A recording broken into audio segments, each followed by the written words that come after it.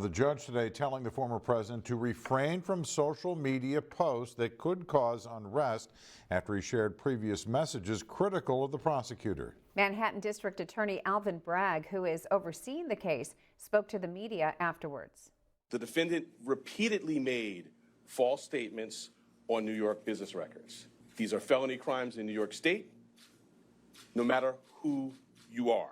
What have you said to your client about posting on social media? Have you given him any We're not having any discussion about what we told him.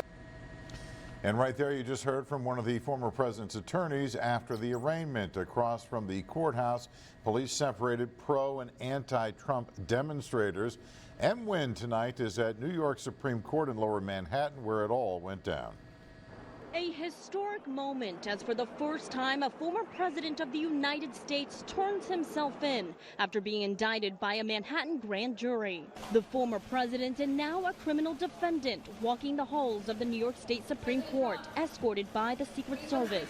Arrested, fingerprinted, and processed, appearing before Judge Juan Merchan, whom the former president has repeatedly attacked as a Trump-hating judge. Trump now charged with 34 felony criminal counts stemming from the alleged 2016 hush money payments to adult film star Stormy Daniels. But that wasn't all. Manhattan District Attorney Alvin Bragg laying out in his indictment that Trump's alleged payments to Daniels were part of a pattern. Donald Trump and others made 3 payments to people who claimed to have negative information about Mr. Trump. The participant scheme was illegal.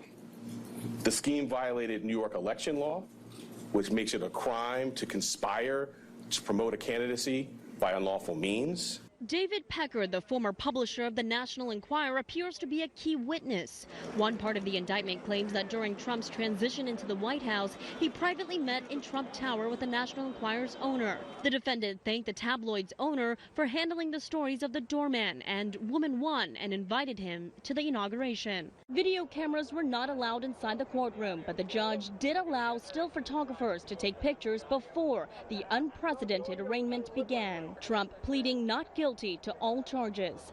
His attorneys firing back after the proceedings were done. Today's unsealing of this indictment shows that the rule of law died in this country, because while everyone is not above the law, no one's below it either. And if this man's name was not Donald J. Trump, there is no scenario we'd all be here today. That was M. Wynn reporting. Now the district attorney and the former president's lawyers are disagreeing over a trial start date. The DA wants January of next year. Defense attorneys say that's too soon. The next court date is December 4th.